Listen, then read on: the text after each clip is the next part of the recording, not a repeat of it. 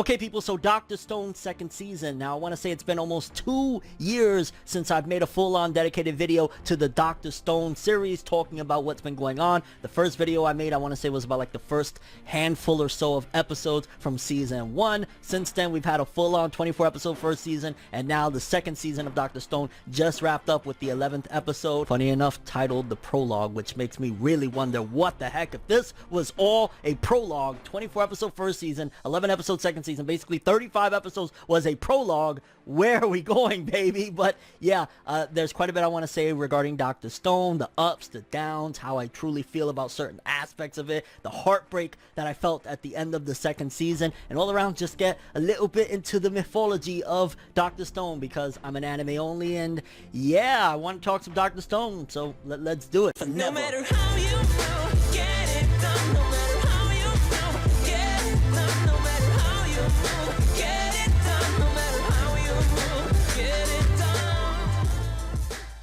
Now, from what I said earlier, I'm still in shock the fact that the final episode of season 2, which, mind you, was a very short season. Like, we went from a full-on 24-episode first season to them breaking down what would have been essentially season 2, I'm guessing, into 2 halves, because we did get already the announcement of the second half of this, you know, batch of episodes and things like that. But again, I want to say that it was probably ordered, like, hey, we want 24 episodes, but they only had enough content for the Stone Wars aspect to do about, like, 11 episodes or so. But them calling it a prologue, fam, it is interesting. It's interesting to a certain degree, because the premise from the very beginning I thought was going to be, for the remainder of the story, the battle of Senku versus Tsukasa and the kingdom of science and the kingdom of greatness with Tsukasa, because I gotta tell you guys right now that hands down throughout the entirety of it, and I don't know how I'm going to feel moving forward, spoilers are going to be in this video by the way, just to let you know, Tsukasa was my favorite character through and through. He was one of the main reasons why I kept watching Dr. Stone for the longest time, because I was like, I need to see what he's going to do next. I can't wait to see the battle when he throws down. This guy is epic. He kicked a lion's ass. He gave me very small but still reminiscent to a small degree vibes of Madara Uchiha from Naruto. The fact that he wanted to change the world because of his ideologies and things like that. I was fascinated. I loved the little inklings in season 1 we got of his backstory of him basically being abused by people in the world and him trying to get those flowers for his sister and things like that. Like, I really was a Tsukasa fan. So, and spoiler alert, moving forward without Tsukasa, because of the heartbreak that we're going to talk about at the end of season 2, I don't know how I'm going to feel, fam. Tsukasa was so awesome. Now let's talk a little bit about season 2, right? Because I will say, to a certain degree, marketing wise, the way they marketed Stone Wars, and I don't know how the manga marketed this arc, if that was the name of the arc or something like that, kind of felt a little bit, I don't want to say misleading, but the way they made it seem was like we were about to have this gigantic war where people are just gonna be going at it, throwing down. And mind you, Dr. Stone, there's like a double side to this, right? Because on one hand, like, up until this point, Dr. Stone hasn't really been about action, aside from like the beginning where we got a little bit of action with Tsukasa putting down that lion and then attacking and seemingly killing Senku and things like that. Action wasn't the main premise. Sciences and how to get over these obstacles using really cool and interesting science. But the way they marketed it, like Stone Wars, like I really thought we were about to see, like, man, maybe Kohaku's gonna fight this one and Hyoga's gonna fight that one, and I just thought we was gonna get crazy action. And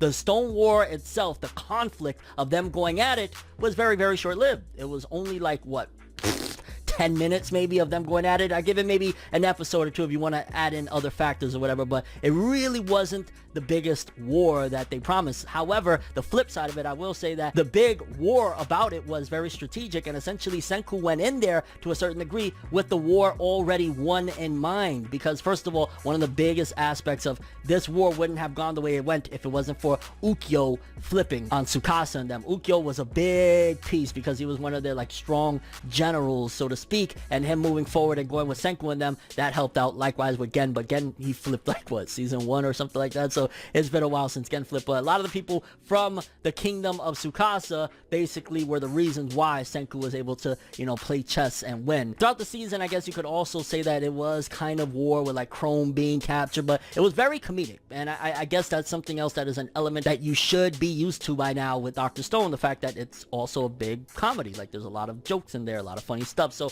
I guess the war aspect was less violent and more scarce than meets the eye. Like, it was happening throughout the arc. You just had to really pay attention and understand like this is the aspects of war. But I can't help but say like I felt a little bit, to a small degree, until certain factors that we're gonna get into, don't worry, I felt a little bit cheated around like episode 8 or 9 when the whole war went basically south, and it was done because Tsukasa flipped over finding out that, hey, we could heal your sister. When Senku, that was Senku's ultimate chess piece of using the fact that I know you have a sister, right? There's a reason why you were fighting in the modern world and things like that. And when Tsukasa flipped, I'm not even gonna lie, when he basically said that's it, I was for a moment there, just for a moment, fuming like, this is it. This is how the Tsukasa dynasty ends, basically. Like, oh well, okay, you're gonna help me with my sister, war over, fam. And that was the greatest plot twist of the entirety of the season 2, and I'd even argue just of the anime up until that point. Like, it had me fuming, it had me disappointed at that moment. Like, I ain't gonna lie, you had me at the first half, because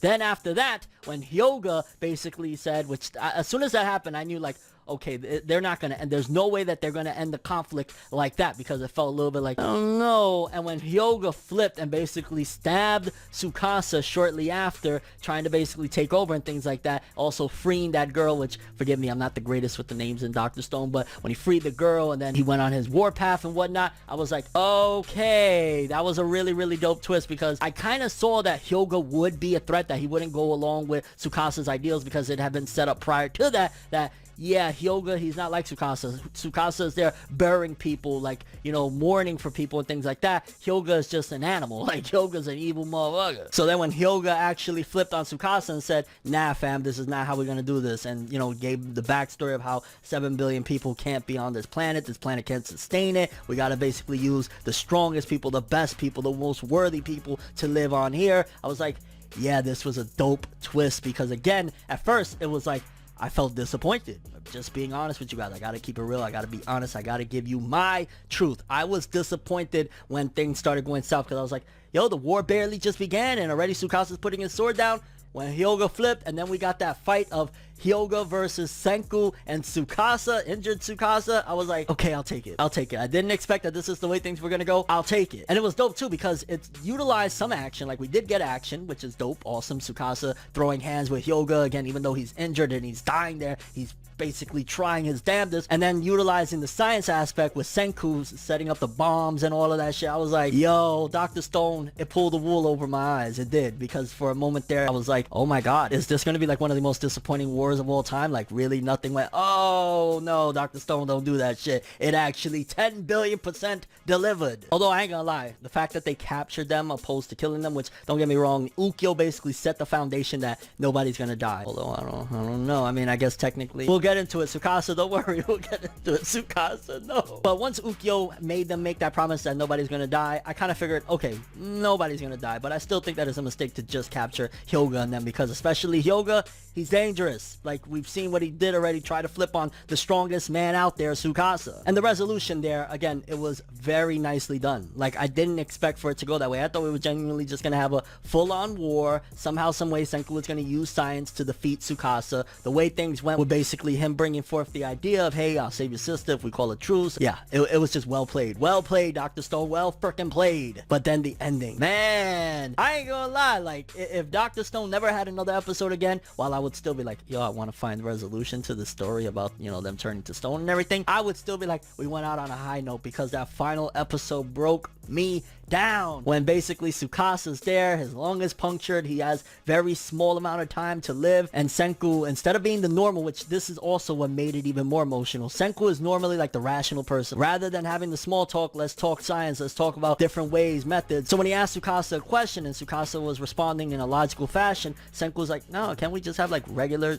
you know, chit chat and stuff like that? That was out of character for Senku, but for the right reason, because he was getting emotional knowing the fact that, yeah, Tsukasa is gonna die, and right now there's no way to save him other than to freeze him. And that whole exchange, man, Senku crying and everything, that was definitely unexpected. I didn't expect for things to go out this way. Again, there was points in the season where I was like, I don't know, man, I don't really know how I feel. The fact that it turned around, it lost me for a moment, and then brought it home times 10, that was awesome. That ending was so freaking sad, and I really hope one day, which I think the setup is going to be that down the road, I don't know how far we are in the manga, what's happening in the manga right now, but I feel like down the road, something crazy is going to happen where they're going to eventually find a way to awake Tsukasa out of his frozen slumber, and he's going to have to fight some crazy forces or something like that on the side of Senku, which plot-wise, if we're going and exploring, right, because the season ends with they're getting on a ship, they're going to go travel to the other side of the world, things like that. If you got a tank like Tsukasa, there's not going to feel like much threat moving forward, you know what I'm saying? Because anybody, unless you're bringing somebody that's even stronger than the strongest kid we have, it's not going to feel that threatening. Like, you're going to have to keep on one-upping the stakes. So removing Tsukasa from the picture the way they did, it made sense. It was heartbreaking, and my god, my favorite character. But plot-wise, it did make sense, and overall, it was a great twist and a great way to end the prologue. I still can't believe that's being called a prologue of Dr. Stone. I guess some other small little nitpicks to throw in there. I feel like Taiju and Yuzuriha, however you pronounce, you know, the two characters from the beginning of the series, felt like they played a more minor role than I thought they would have, like especially early on, them being like, you know, the first three with Senku, and then kind of when they came back into the fold because Chrome, Kohaku, and that whole village became more important, their roles didn't feel as, and they didn't feel as like main character-ish. It feels like they've been relegated from main character status, you know, like the trio, to kind of just like, reoccurring guests. Chrome was dope. Gen, I love Gen. Ventriloquist, crazy motherfucker. Like, he's awesome. The trick that he played earlier in the season, pretending to be that idol and singing over the record. Like,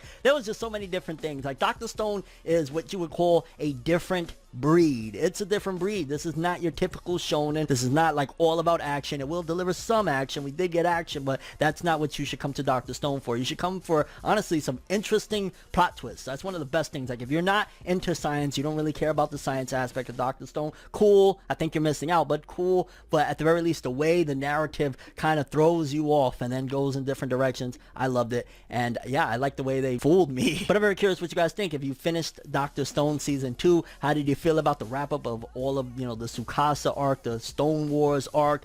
Did you feel like it delivered? It was disappointing? How did you feel about the ending with Tsukasa and basically him dying and being frozen so that they could potentially revive him someday by petrifying him once again? And, you know, the twist with his sister, Hyoga. There was a lot to digest with this season, and just in general, because it was so much build-up from season 1 to now. Like, wow. And your overall thoughts and expectations for Dr. Stone season 3? I can't freaking wait for whatever's to come with the next season, because yeah, definitely, like, if the authors continue to do this of misleading me and then surprising the shit out of me, I am so here for this. But that's all I have for this one. Thanks for watching. I hope you enjoyed. If you liked anything I had to say or enjoyed the video, drop me a like. I'd greatly appreciate it. And if you want more from me, make sure to subscribe. Follow me on Twitter, Instagram. Hit that bell to get all notifications. And if you want to follow any of my other social media, links are in the description below. I'm ForneverWorld, and as always, people, have an awesome day. And remember the golden rule: anime and manga for life. Bye. Have an awesome day. Peace in, and I 10 billion% recommend you have an awesome day. Seriously though, man, why Tsukasa? Why gotta be him? Yeah, man. Until he's revived, until we meet again, Tsukasa, for now, R.I.P. Yeah.